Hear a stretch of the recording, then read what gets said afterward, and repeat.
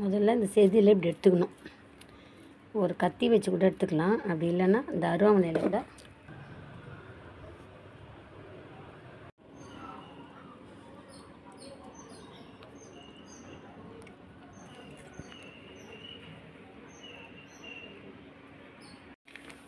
Salt போட்டாச்சு.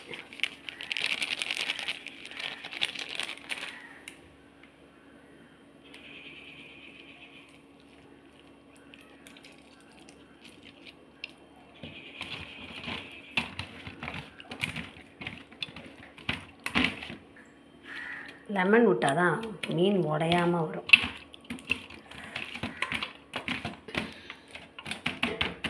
ஊறட்டும். Lemon விட்டோன்னே நல்லா ஸ்டிப் ஆயிடுச்சு மீன்.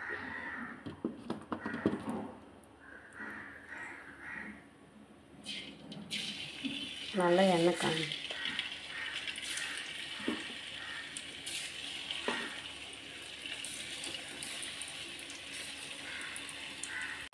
நல்லா வறுத்துச்சு.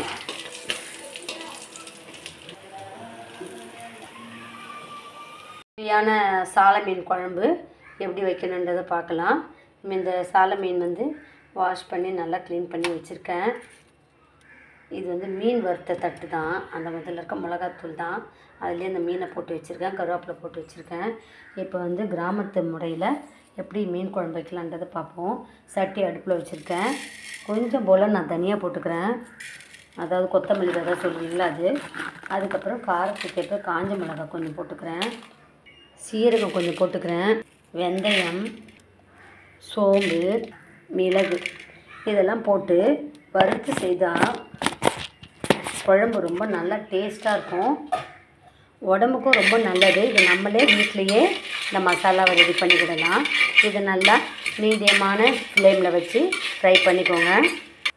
வேணுன்னா 2 கருவேப்பிலையும் போட்டு கூட ஃப்ரை பண்ணிக்கிடலாம். எப்போயுமே வீட்லேயே நம்ம மசாலா தயார் பண்ணி செஞ்சோன்னா அந்த சமையல் கொஞ்சம் டேஸ்ட்டாக இருக்கும். புளி ஊற போட்டு வச்சுருக்கேன்.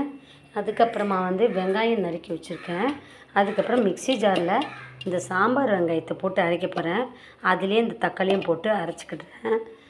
அதுக்கப்புறம் இந்த மசாலா ஃப்ரை பண்ணி எல்லாத்தையும் ஒன்றா போட்டு மிக்ஸி ஜாரில் நல்லா நைஸாக அரைச்சிப்போம். ஹை ஃப்ளேமில் வைக்கக்கூடாது, தீஞ்சிரும். மீடியம் ஃப்ளேமில் வச்சு தான் நம்ம இதை வறுத்துக்கிடணும். மிக்ஸி ஜாரில் அதை எடுத்துக்கிட்டேன். இதை நல்லா நைஸாக அரைச்சிப்போம். மீன் வறுத்த எண்ணெயே கொஞ்சம் இருக்குது, அது வேஸ்ட் பண்ண வேண்டாம். அதிலே கூட நம்ம இந்த குழம்பு பண்ணிடலாம், இல்லை எண்ணெய் வேஸ்ட் ஆகிடும். இந்த பாருங்கள், நல்லா நைஸாக அரைச்சிட்டேன்.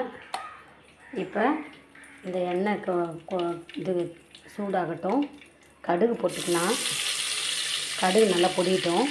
தனியா நம்ம அதாவது கொத்தமல்லி விதை எவ்வளோக்கு எவ்வளோ யூஸ் பண்ணுறோமோ உடம்புக்கு அவ்வளோவும் நல்லது.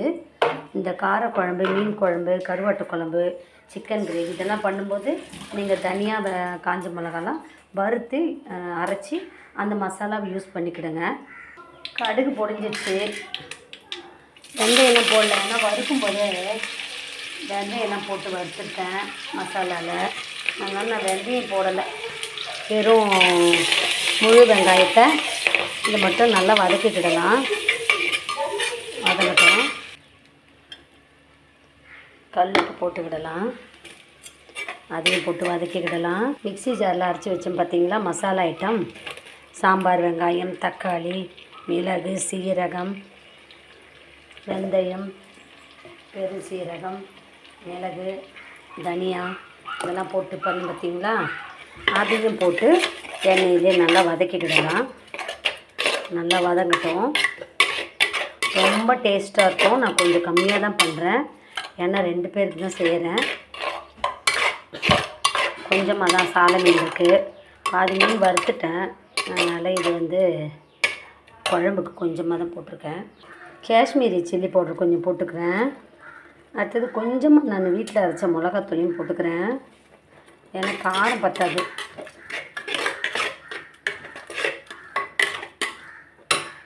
இந்த கலருக்காக தான் இந்த காஷ்மீரி சில்லி பவுடர் போடுறது, நல்லா ரெட் கலராக இருக்கும். இப்போ அந்த புளியை ஊற்றிடுவோம். கரைச்சி வச்ச புளியை கொஞ்சம் மதம் பண்ணுறேன். இது இப்போ நல்லா கொதிக்கட்டும். நல்லா கொதி வந்த பிறகு கழுவி வச்ச மீனை அப்படியே போட்டு இறக்கிற வேண்டியது. சுவையான மீன் குழம்பு, கிராமத்து மாடலில் பண்ண மீன் குழம்பு. நல்லா கொதி வரட்டும். மிளகாவே இப்போ போட்டுருவோம். எப்பயுமே பச்சை மிளகா குழம்புல இதெல்லாம் குழம்பு கூட்டியில் போட்ட பிறகு தான் பச்சை மிளகா போடணும். பச்சை மிளகா வாசனை ரொம்ப நல்லாயிருக்கும் மீன் குழம்புக்கு. இது பாருங்க, இப்போ வந்து முட்டை ஆம்லேட் பண்ணும்போது எப்போவுமே முட்டை ஆம்லேட் பண்ணோன்னா கொஞ்சம் நேரத்துக்கு முன்னாடி இந்த வெங்காயத்தை சின்ன சின்னதாக அரிஞ்சு வச்சுக்கோங்க. வச்சுட்டு அதில் சால்ட் உப்பை நல்லா தூவிட்டு நல்லா மிக்ஸ் பண்ணிவிட்டு ஒரு மணி நேரம் ஊற வைங்க. இது வந்து இந்த முட்டை வெங்காயத்தோட உப்பு நல்லா ஊறட்டும். ஊறின பிறகு அதுக்கப்புறமா எப்போ ஆம்லேட் பண்ணுறீங்களோ அந்த டைமில் நீங்கள் முட்டையை உடச்சி ஊற்றிட்டு முட்டை ஆம்லேட் பண்ணி சாப்பிட்டு பாருங்கள். செம்ம டேஸ்ட்டாக, சாஃப்டாக, ஸ்மெல்லு ரொம்ப குட் ஸ்மெல், நல்லாயிருக்கும், டேஸ்ட்டாக இருக்கும். இதோட மிளகுத்தூள் போட்டுக்கோங்க. கருவேப்பிலை சின்ன சின்னதாக அரிஞ்சு போட்டுக்கோங்க. சின்ன சின்னதாக கிள்ளி போட்டுக்கிட்டால் போதும். ஒரு 2 கருவேப்பிலையால் கிள்ளி போட்டுக்கலாம். பச்சை மிளகா போடனாலும் போட்டுக்கிடலாம். நான் மிளகுத்தூள் போடுறதுனால பச்சை மிளகா போடல. அதே சைடில் மீன் பாருங்கள், மீன் குழம்பு பாருங்கள், நல்லா கெட்டியான பதத்துக்கு வந்துடுச்சு. இப்போ நம்ம வாஷ் பண்ணி வச்சுருந்த மீனை போட வேண்டியது தான்.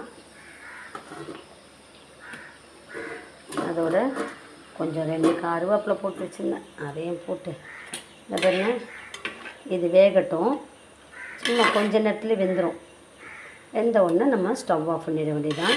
சுவையான கிராமத்து மாடலில் மீன் குழம்பு தயாராகிடுச்சு.